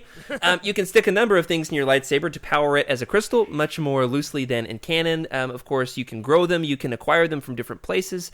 Ilum, of course, we know from Jedi Fallen Order, from Clone Wars, as well as from other sources. But, of course, as we read here, is established first in Legends, interestingly enough. And then Jason Solo, there's a great story in one of the Young Jedi Knights books where he acquires a gem, a Coruscant gem, from Lando Calrissian's mining operation. One day, I love this story. Lando shows up at Luke's Jedi Academy on Tatooine. He parks his pleasure yacht, the Lady Luck. He hops out and he says, "Hey, kids, hop in. We're going to go for a ride." And he takes them to his mining operation, and Jason Solo feels the Force calling out to him, and he takes this diamond, right, this gem, this Coruscant gem, from Lando's mining operation, and turns that into the crystal for his lightsaber. So all kinds of fun crystal lore with Legends lightsabers. Let us know in the chat, what would you use to power your lightsaber? What kind of fun invention would you grow your own? Where would you acquire it from? Dantooine? Is it Ilum? Would you go on a pleasure cruise with Lando in order to find your lightsaber crystal? Yeah, I got. So would love to hear everybody's opinions on that one. Maybe Dryden Voss had one in his yacht. Doesn't it seem like that would be the place? Like, Oh, with sure. his collection. He's got a kyber crystal or something. Like a drawer full of Yeah. exotic crystals. Yeah, and then you look at them, and then he stabs you, and it's like, no. So that's how it would go. His face turns all red and stripy. I gotta say, as I'm watching WandaVision, I am just looking at him scared the whole time because of Dryden Voss. Yep. He's totally changed my opinion of what's his name? Paul The Bettany. actor? Yeah. Paul Bettany. Yeah, totally changed my opinion on him because like a lot of times he's like a nice guy, but in Solo not so much. Okay, moving on from crystals, let's talk about lightsaber forms. We don't want to get into too much detail on this, but don't look at the show notes. Let me ask you guys: can you match any of the established Jedi Masters from the main films? We won't go too in depth into Legends here. Can you match any of the main Jedi Masters with their form of saber combat? Now, I spent a lot of time researching lightsaber forms because I used to have all this memorized, but it's since been flushed out for 7 years of grad school. So there's 7 forms. You've got Shi-Cho, Form 1. It's the oldest. It involves a flurry of strikes. It's a defensive posture. Form 2 is Makashi. It is precise. It is for advanced duelists, primarily. Form 3, Surisu, is best for deflecting blaster bolts. Form 4 is Ataru. It's an acrobatic form. Form 5, there's actually 2 different names for it, depending on how you use it, which is interesting. If you use it with 1 saber or with 2, it's best for counterattacks. Form 6, I've got these in Roman numerals, so I'm doing math over here. Form 6 is Niman. It's a balanced form. Form 7, the final form, is an aggressive, almost dark side form. So, which primary Jedi Masters can you mix and match Carl, you're up first. Can you fit any of these 7 forms with any of their Jedi Masters? Yeah, I can fit a few of them, and I'll do the last one first. And then we'll leave the rest for Eric, fresh in since my he's the mind. duelist among us. I know one. Exactly. Perfect. Yeah, that last one is, especially because you said, hey, it's really violent, can take you close to the dark side. And I'm sure a lot of folks have heard, but I've heard it talk a lot that Mace Windu would actually draw on the dark side. Yeah. But not too much, but he'd draw it on a little bit to help him fight. And I also heard, and I think it's a really stretchy retcon / headcanon thing, but the real reason he had a purple lightsaber is Samuel L. Jackson wanted a purple lightsaber. But then someone turned around and goes, well, the reason he has a purple lightsaber is it's a blend between the blue and the red because he's a Jedi, but he draws on the dark for his fighting style. Yeah, that sounds like a it's a little bit of a retcon. stretch, Sure, but Yeah, the behind the Sleep at scenes night. is that I was just reading this the other day. Why did I come across this? Where Samuel L. Jackson said that the battle scene on Geonosis, he couldn't find himself. Yep. And so he's like, George, I want to be able to see myself. give me purple.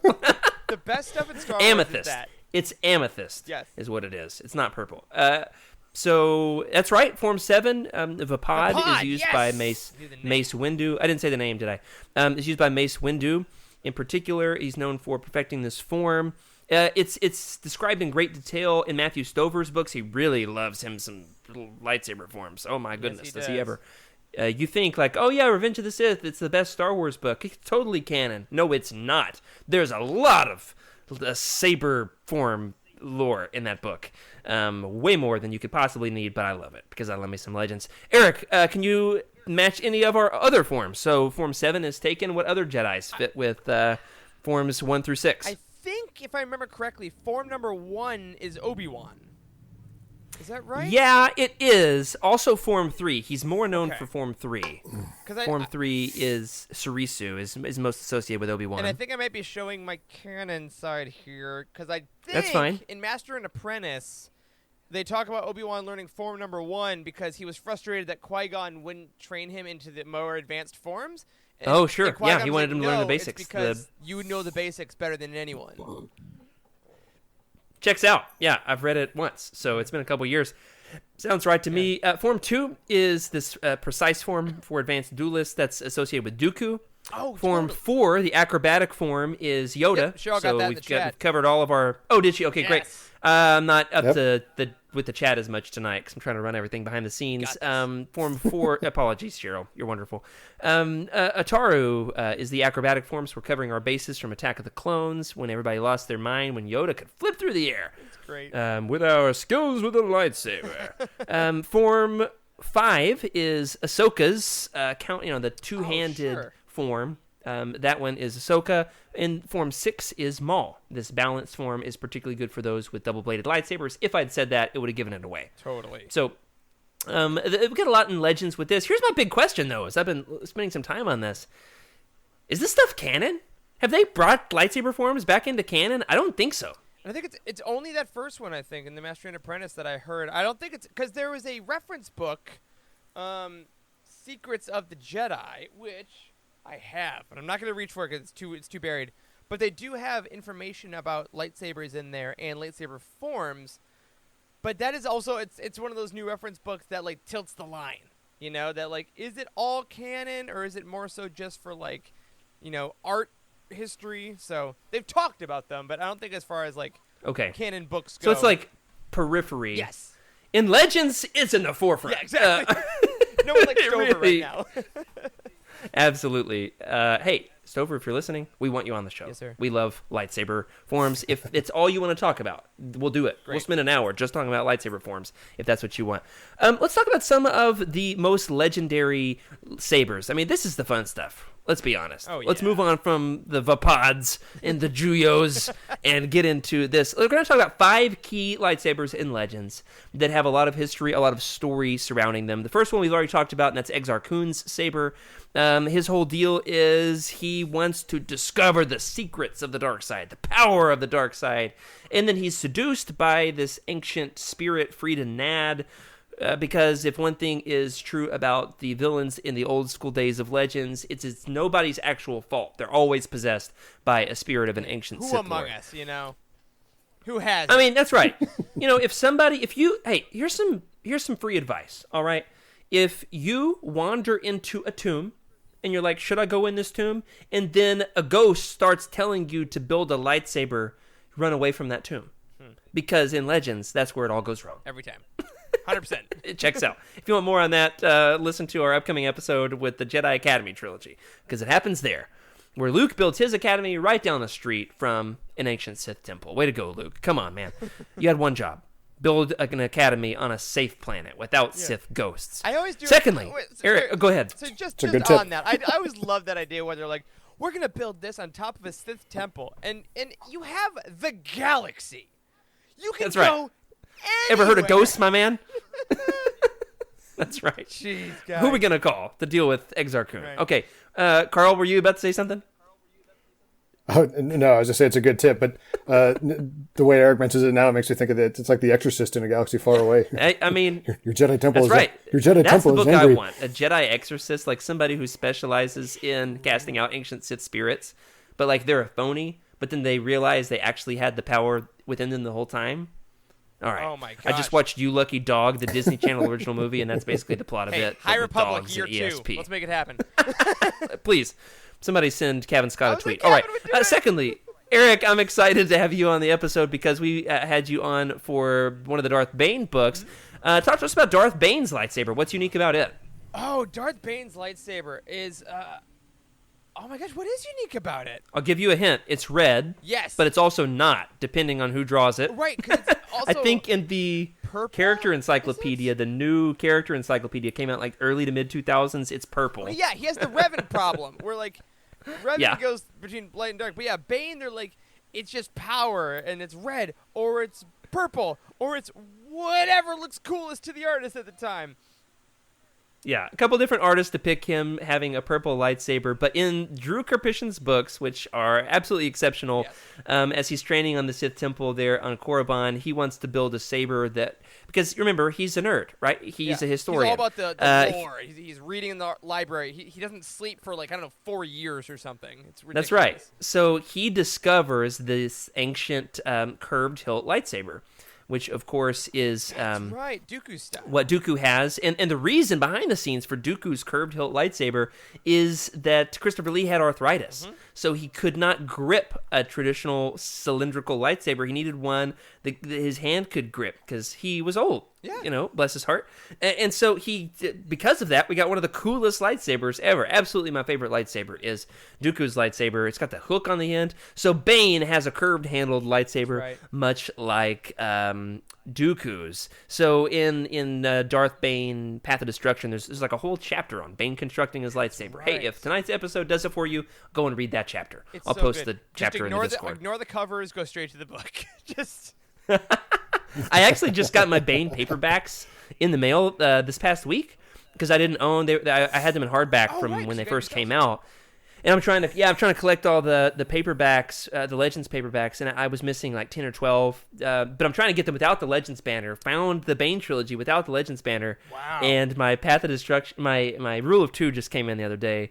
And my wife was like, "What just came in the mail for you? You buying more Star Wars books?" And I ripped it out and showed it to her. I was like, "Only the ugliest Star Wars book." She was like, "I'm so glad she spent our money on that." I gotta say, 'cause, so Heir to the Empire got that the 20-year re-release, right? Yeah. Hey, Del Rey. Hi everyone. Can we please have a re-release of the 20th anniversary of Bane with brand new anniversary covers? Just please. I don't just have started much. salivating when you said that. Right? I'm literally, it's just dripping. Oh man, Just the yeah, do it very on excited. That's a good idea. Print.com. Put socks with it. I don't care. I'll give you money. I'll even buy the socks if that's what it takes. Okay, now Eric, the third lightsaber we want to talk about with a lot of story is one you've already mentioned. That's the wrong scene. Is one that we've already mentioned. It is forged from a Rancor tooth. This is, of course, wielded by by Tenel Ka Jo, because who needs one name when you can have three? That's right. And she is the Jedi Dathomirian princess, best friend of the Solo twins on Yavin 4, eventual lover of Jason Solo himself. She becomes the queen mother of Hapes, or Hapes, if you're Rogue Padron, one of my favorite Star Wars podcasts. They call it Hapes. Which can we not, please? It's a Greek, Um, right? Her saber, of course, as you mentioned, is constructed from a Rancor tooth. Now, in this book, it's a breezy read. You could read it in a couple hours. Lightsabers, the fourth book in the New Jedi Order series. Carl, do you know the reason why she has a Rancor tooth lightsaber? I mean, I've always presumed it had something to do with the fact that she was from Dathomir, and that is, I believe, where Rancors are originally Yeah, from. or at least a lot of Rancors are from there. I don't know if there's Yeah. like elephants. You've got African elephants and Indian elephants. I assume there's like different species of Rancors because you've got them on like that planet from KOTOR. Anyway, yeah, in Courtship of Princess Leia, the Dathomirian witches ride Rancors, and it's awesome. And hey, we just reached the 1-year episode of the release of that. You can go back and find it for free now if you originally were behind the paywall. Yeah, she wants to go back and construct a lightsaber that pays homage to her home planet. But because she tries to do something so much more challenging than everybody else, she's a little arrogant about it, doesn't test it properly. It fails her during a training exercise, and it really isn't established at this point yet that you can turn down lightsabers in their power setting to make them less dangerous. They're just always lethal in the early days of Legends, and so Jason Solo on accident chops off her arm, and that's in a middle grade book for like fourth graders. And that's the moment she knew she loved him. Absolutely, a little bit of Stockholm syndrome never hurt anybody. And finally, second to finally. What's a better way of saying second to finally? I think that's the perfect way to say it, frankly. Thank that's you. better I appreciate than it. what it is. We're going to talk about the two most legendary lightsabers from the Skywalker Solo family itself. And that is a massive spoiler for the New Jedi Order. Eric, if you don't want to listen, I won't blame you. I can just talk to Carl for 5 minutes here. Anakin Solo's lightsaber in Legends eventually is inherited by who's kind of like the Jedi punk. He's like the Jedi bully, like the Jedi bro of the early days of New Jedi Order, until he has a change of heart and has a redeeming last stand in the book. What is it called? You got Star by Star is a big last stand for Anakin, and then Traitor, the only other Jedi in that book besides Jason Solo, is Ganner Rysode. They have this massive last stand on Coruscant, and this is a quote from the Wook itself. All right, I love the way this is described. Okay, during the Second Battle of Coruscant, Luke Skywalker confronted Shimra. That's like the supreme overlord of the New Jedi Order. As they fought, Shimra mocked Luke with his nephew's lightsaber. So Ganner Rysode had used Anakin's lightsaber on Coruscant, had his massive last stand in order to save Jason. So then the bad guys get Anakin Solo's lightsaber. Then they use it against Luke in order to taunt him. Talk about bad guys, am I right? Rough. To the astonishment and dismay of Shimra, Luke used the Force to pull the lightsaber to him, then used it to decapitate the Dread Lord. I mean, all right. And then finally, in order to, it's much like what happens at the end of The Rise of Skywalker, Han puts Anakin's lightsaber, he buries it as like like kind of a burial for his son, his long lost son. He buries it in Chewbacca's memorial tree on Kashyyyk as a way of saying farewell to them both. I mean, is there anything more poetic than that, Carl? I mean, could you imagine a deeper story surrounding a lightsaber? And double spoilers, by the way. Oh, yeah, Terry. no. Yeah, a lot of spoilers. I accept it all. Hopefully you'll forget them by tomorrow. It's late. That's right. Yeah, sure. And finally, the most legendary saber. Can you guys guess what it is? The main saber in all of Star Wars we have not even talked about so far tonight, and that is Anakin's saber / Luke's saber / depending on which continuity you follow. I know a lot of us are canon stands, and that's fine. Ben Solo's lightsaber, but in Legends, it's Mara Jade's lightsaber. Eric, Carl, do you guys think there is a more iconic fictional weapon ever in all of storytelling, in all of fiction, than Luke Skywalker's lightsaber? I mean, we've got other legendary weapons like Excalibur, maybe Indiana Jones's whip. Can you think of anything else that like could potentially rival Luke and Anakin's lightsaber? Excalibur is definitely where I was going to go. Yeah. Good, I mean, but again, good sword imagery, though. What do you think, Carl? Do you know anybody that has 200 books with Excalibur in them? Not personally. Okay. Yeah. I wouldn't rule it out. I wouldn't rule it out, he says. Wow, that's a good question. And it's funny because obviously because of who we are, I think of Han Solo's blaster. Like, but again, still Star Wars. Sure. Man, there's a lot of like. I bet some. Let us know in the Discord. Yeah, what do you guys think? Like, I know it's like some people might say like the Highlander sword, or like some Lord of the Rings weapons lately. But again, that's just one set. Yeah. See, I almost put Sting on here, but it's like, do you put Sting on the list or like Aragorn's? What's the difference between an Aragorn and an Aragon? One's Flame a dragon. Of the West, perhaps. What is that? That's the sword that was forged in the shards of Narsil. They used to belong to Isildur. What are these words? I can hear Star Wars nonsense words all day, and they don't faze me. I hear another fictional universe's made up words, and I'm like, nerd. What world is that?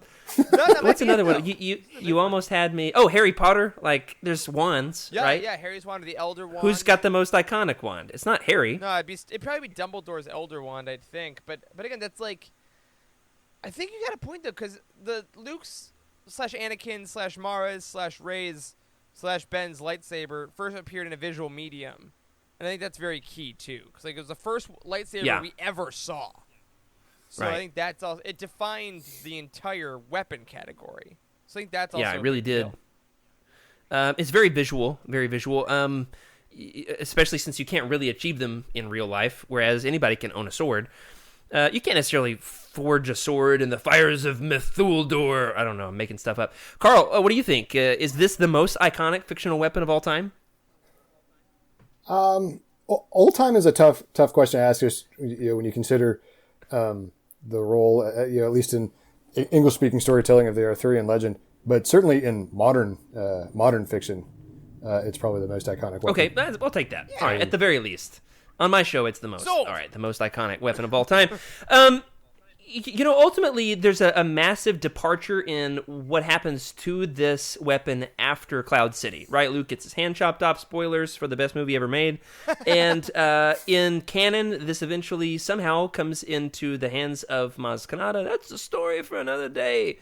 And we don't really know the whole story. There's something in a recent comic, I'm sure.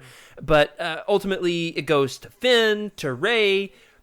Kylo really wants it and, is very lusty for it and all that. There's the whole thing where it explodes and somehow the lightsaber returned because of the rise of Skywalker. Am I right? But in Legends, in a nutshell, it's even crazier, right? It goes to...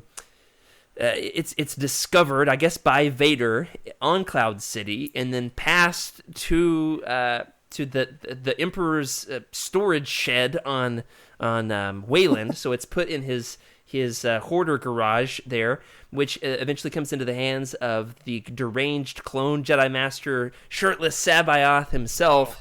Who then uses a clone of Luke, wielding Luke's former lightsaber, to fight him, and then Mara kills him, and then Luke gives her the lightsaber as a good faith investment. So, Eric, start us off. How do you like the way that this saber is passed down in Legends versus what we have recently in the sequel trilogy in canon?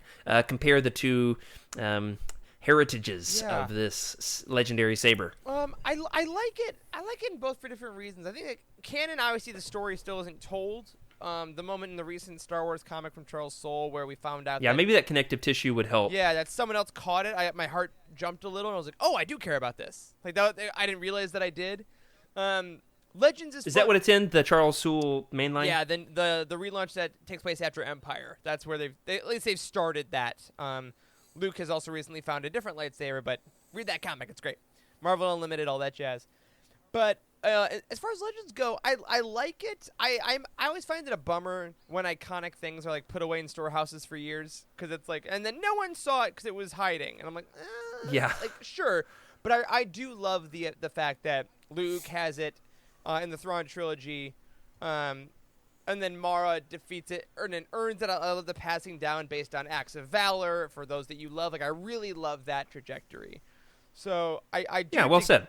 Yeah, but I also really love the fact in Force Awakens that the lightsaber has a choice on who it goes to versus Kylo or Rey. Oh, that's interesting. Because I love the sentience of lightsabers just a little bit. Like they're not Yeah. totally in control, but I love that if it's like a 50-50 ball, they get to choose their path. So I think As they put long that as you're to the not using them to power your spaceships. strength. Exactly.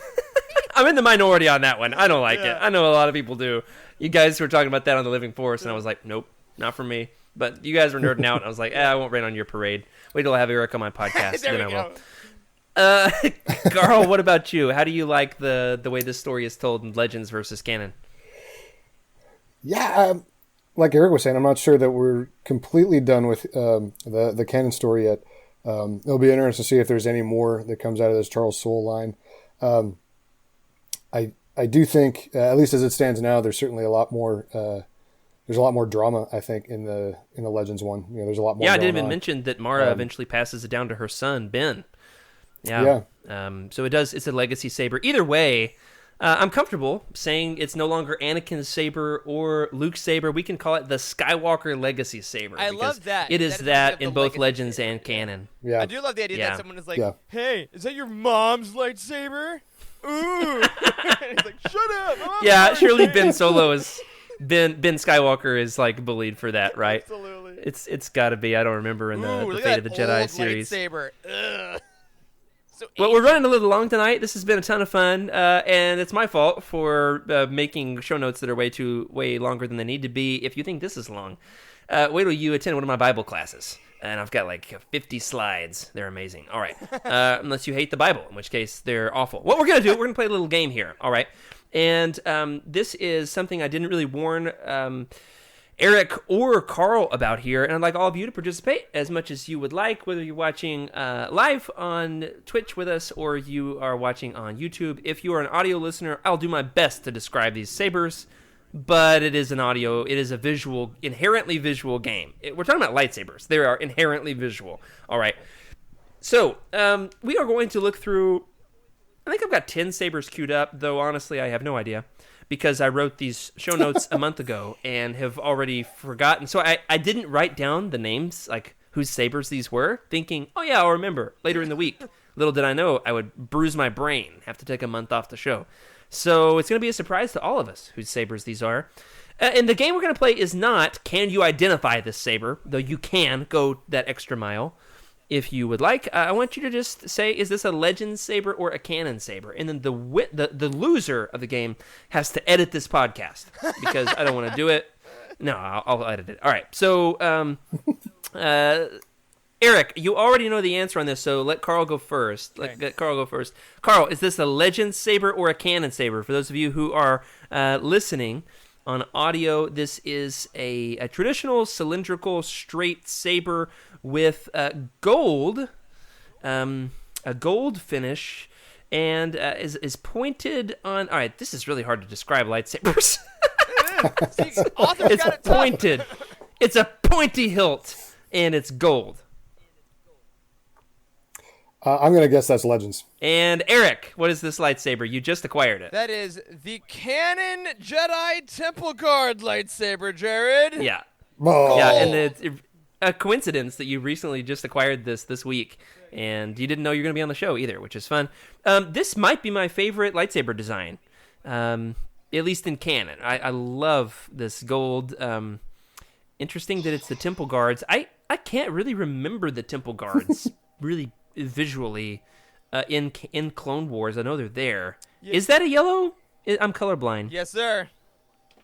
I thought you said they don't have yellow. Only in these lightsabers. They don't have them in Savi's for custom. okay. But there we go. Oh, okay.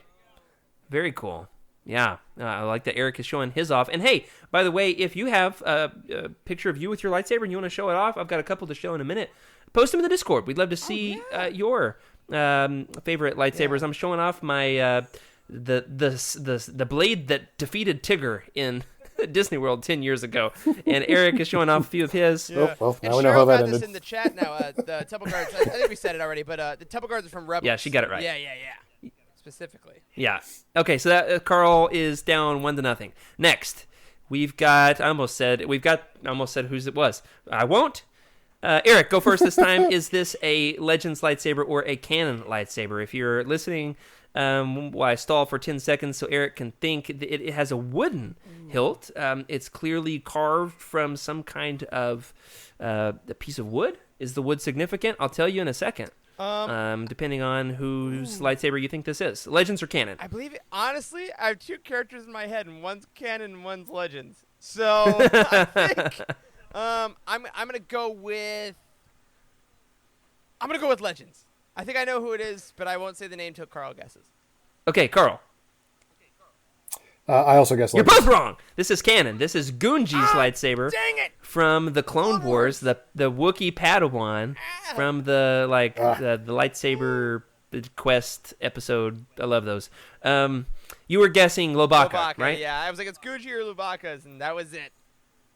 Yeah, Skooma Joe said Lobaka as well. All right, stumped you. Feeling excited about this? Good. Next, this one. If you, I was trying to blow it up a little bit. Is a long hilted lightsaber, clearly wielded by someone in a suit that looks familiar, kind of to Darth Vader. We don't see this individual's face. It has a green blade. Their armor is all spiky. It's got a long handle, so it's like an extra long. How do I describe this? An extra long hilt on this lightsaber. Carl, you're up first. Legends or canon? That has to be Legends, just because of the art style. And Eric. 100%. That's some Legends art if I've ever seen it. Yeah, it's very Legendsy. It's one of my favorites. This is Warb Null, the dark side agent of chaos from the Tales of the Jedi comics. That's a heck of a right? business Interesting that in Legends, like it was, especially the early days, it was not established that you had to get your color coordination right. So Warb Null has a green because he didn't get the memo that you're supposed to use red if you're evil.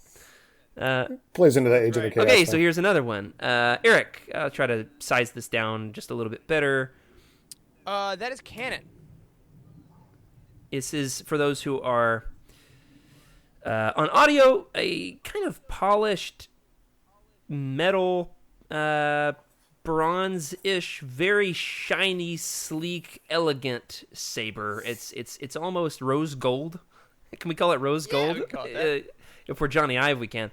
Carl, guess first. Is this Legends or canon? That's canon. You already guessed, didn't you, Eric? I did. Okay. So, Can floundering I say, here without I Meg. think, since you said canon, I believe that is Palpatine's. This is, it's Palpatine's saber. This is one of the ones today I had to Google. I was like, whose saber is this? I ain't never seen this before. Yeah, Papa Close Phelps' saber Palpatine. hides it in his statue. Love that. Okay, here's another. It is a purple blade. It is really challenging my descriptive abilities tonight. The audio people, go to YouTube, find this time mark, and then look at the rest of them. It's got spikies that are coming up over the tip of the hilt. Maybe two or three spiky protrusions on this saber that is black and silver. All right, that's the best I'm going to do. Lead us off, Carl. Legends or canon? That's Legends. Eric. Legends, that is Revan. It is Revan's. This is the Hasbro Force Effects Revan lightsaber. Good job, guys. So I am trying to run the show here. Let's be honest. I've lost count of the score. I think that Eric is up by 1. Is that correct? I believe so. All right. Sounds about right. Halfway through. Next. This is a red lightsaber. It has a visible and exposed red kyber crystal. Ooh. Eric. I'm gonna say, Legends. Carl. I'm gonna say canon. Oh, all right. So we're hedging our bets, are we? This is Legends. This is Starkiller's lightsaber from The Force Unleashed. Now, interestingly enough, when you play those games, much like Jedi Fallen Order, you can customize your own lightsaber. So you do whatever lightsaber you want. In fact, I played a mod where I was Qui-Gon Jinn the whole game. So, awesome. I mean, like, you can do whatever you want. But, yes, this is his lightsaber. It is especially notable for having the exposed red kyber crystal. Awesome. Next, try to refresh my camera, unless it died, which it might have. In which case, at least I'm smiling. That's a cool one. Eric, describe this while I change the battery in my camera. So this one is, it looks like a more like environmentally lightsaber. It's like it looks either wooden or leather. It's wrapped in a bunch of kind of cord, and it looks to have an orangish blade coming out the top. So, so Carl, you go first. What do you think it is? Yay! Is that your impression of me? Maybe. Carl, what do you think? I'm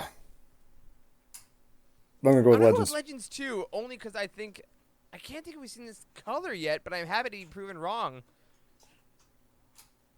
I don't know. EOS webcam utility, what do you all think? right, I'm back. Yeah, I'm back. This saber is a fan rendition, all right? So this is not necessarily Legends or canon, but it is a fan rendition of Lobaka's saber Oh, cool. from the Young Jedi Knights and New great. Jedi Order. It is the bronze-colored lightsaber. Honestly, on the cover of the books where he does have a lightsaber, it's a lot less iconic looking. It's a little bit more bland, but I like this. It's gorgeous. Always make it cooler. Last one. What's the score? Eric's up 2? I'm up 2. So, all or nothing. Great. This is the last saber here. I'll try to size it a little bit better and make it huge, but I don't want you to see the person's face because Yeah. then you might know who it is. Looks like you've already cropped it. Yeah, it looks like it's cropped. Oh, well. This is a long-handled saber. Now I'm like feeling self-conscious since Eric just did that impression of me. This is a very long saber staff. It's like a staff, but then it has a lightsaber blade only out of one end. So imagine Rey's staff, but then polished and elegant, but then a lightsaber is coming out of one end instead of out of both. So it's not a double-bladed lightsaber, though it is the length of a double-bladed lightsaber. Eric, start us off. This is for all the marbles, all the lightsaber crystals. Is this Legends or canon? Legends. Carl. I also think it's It Legends. is Legends. This is from SWOTOR. This belongs to a character whose name I had written down and have forgotten A force pipe. because I'm only still on like the third planet in that game. One of the main characters. All right. Good job, guys. Eric is the winner. I would play a sound effect if I knew how. Freddy's the one that has the sound effects. There you go. So, guys, this has been a ton of fun. How did you all do in the chat? Let us know how you did on the quiz. Tell us in the comments on Discord and on YouTube. Where did you rank with your Legends versus Canon contest? Did you recognize any of these sabers? Finally, guys, tonight as we wrap up tonight, we've had plenty of time to brainstorm. If you were to design your own lightsaber, sky's the limit, whatever crystal you want, whatever color you want, tonight you've had some time to change your mind based on what you said originally. What's your favorite lightsaber in all of Star Wars? It doesn't have to be Legends. Sky's the limit, Carl. What lightsaber would you want? I do like having a little bit of curve to them, and I do still like the aside from my own instinct of self-preservation and trying to survive against Eric, I always did like watching both animated and now live action Ahsoka fight with the two sabers. So I think I'd stick with that. And sort of like Eric was talking about earlier, I always go back and forth on what my favorite color is, but I guess we'll go with the old reliable and go with blue. Excellent. I love that. Eric, how about you? Let's It didn't make nearly a loud enough noise. I know. My mic's too good at filtering. Hold on. Let's see. Like, There we go. That's There we better. go. All right. I'll boost it in the audio on the White. post. So I keep trying to get away from it, but I think I'd have to do the Rancor Tooth hilt. There's just something in my soul about that. And my saber, I think, would be gold. That's where my heart goes. But depending on my journey in life, maybe it'd be white. Maybe I could purify an evil crystal and it represents like a toxic community, a toxic thing, right? I'm gonna purify it, fill it with joy. This is a metaphor and light. now. Okay. Yeah. So maybe let's go that way. I want a Rancor Tooth that has some High Republic gold flourish with it. Okay, sure. And I'll have a white blade. I do really like the ones they have at Galaxy's Edge that are like the old school. They're supposed to be like High Republic-ish lightsabers or something like that. I They're forget what really they're called. cool. They've got all these different terms for them, like the gold, ancient Old Republic-looking lightsabers. I do love those. I'm a sucker for Luke igniting the green, Return of the Jedi Love that moment where it looks like he's about to go down to the great pit of Carcoon, and then all of a sudden he looks up at R2 and does this whole thing, and then the saber comes down. And this is one of my favorite lightsaber toys. I think I got from my little brother when he was like 4 or 5, and I've since moved it to my Star Wars collection. It's fun because we didn't have this when I was a kid. This lightsaber, when you press the button, you ready? It actually will extend the saber. Nice. And if we had that when I was a kid, we were always just doing this whole number to flick them out. But instead, my kids just run around, they always sticking this thing out. So it's a ton of fun. I like it. I love the story behind, as you mentioned, also Eric, Tenel Ka's lightsaber. A lot of fun that she wants to honor her heritage and then learns a lesson along the way, as we all do. Because if one thing's true about the New Jedi Order, it's just a classic 90s sitcom. Whew, this has been a ton of fun. We've gone a little long tonight. Thanks, guys, for being troopers and coming on the episode when we were in need of replacements and reinforcements. Greatly appreciated. Look forward to having Meg and Freddie back soon. Absolutely. And may the Force be with them. So that does it for this week. Thanks for listening to Legends Look Back.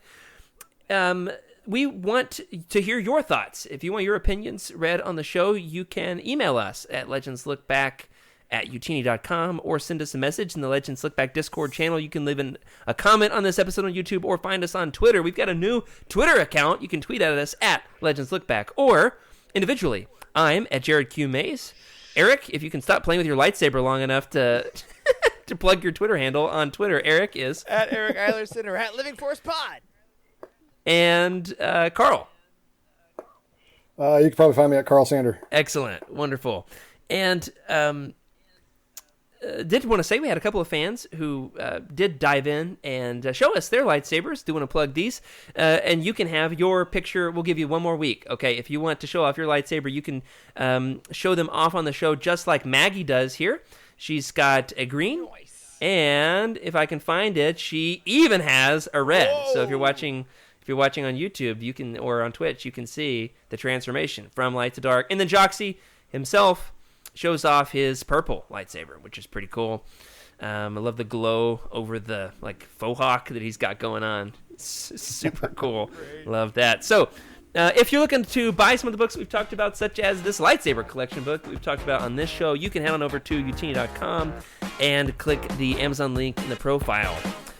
Remember, of course, everybody, to keep the Utini fan code and be a force for positivity in the fandom. May the Force be with you.